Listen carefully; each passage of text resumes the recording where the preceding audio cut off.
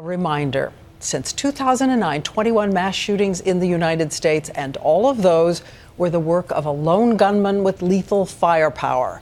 And at least half of those gunmen had a history of mental illness. And of course, in each of these tragedies, people had to make lightning-fast decisions that made a difference in their survival. ABC senior national correspondent Jim Avila with news stories tonight of the way people at the Navy Yard stayed alive. A new harsh reality for the essential few who went back to work at the Navy Yard today. Armed guards at the front gate and a new fear in the heart. There's an evil in this world and there's an evil in the population, but we just have to be aware. 11-0, prepared to receive gunshot wound to the head.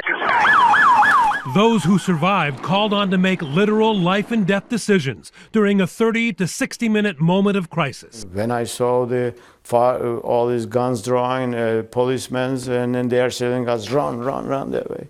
So we just keep running until we get into the other building. That decision to act, rather than shelter in place, say experts, may have saved Hassan's life because the lone gunman was on a mission to kill. Entering the front door with his valid security pass, carrying a duffel-type bag, hustling directly to a bathroom on the 4th floor, out into the hallway, shooting away. From there, down to the 3rd floor, standing on a catwalk overlooking the atrium and shooting down into the food court cafeteria. And finally, down the stairwell to the 1st floor, killing a security guard before taking his handgun. About 2 seconds later, I heard another really loud bang, and then I realized somebody is in here and they are shooting people. John Weaver, 13-year veteran of the Navy Yard, was at his desk on the 4th floor when he saw all around him die.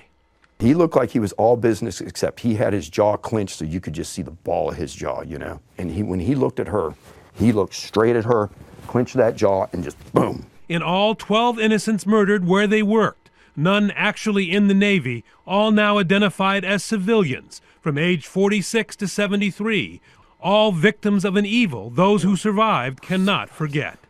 Jim Avila, ABC News, Washington.